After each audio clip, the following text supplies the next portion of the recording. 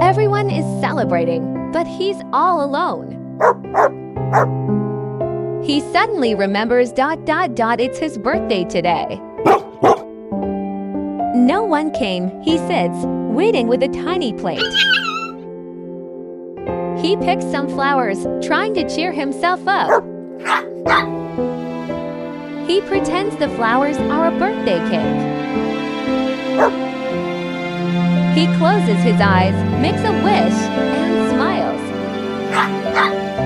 The child brings him a real cake with a candle. His eyes fill with happy tears. His tail wags fast. They sit together and celebrate with joy. If you believe in kindness, don't forget to subscribe.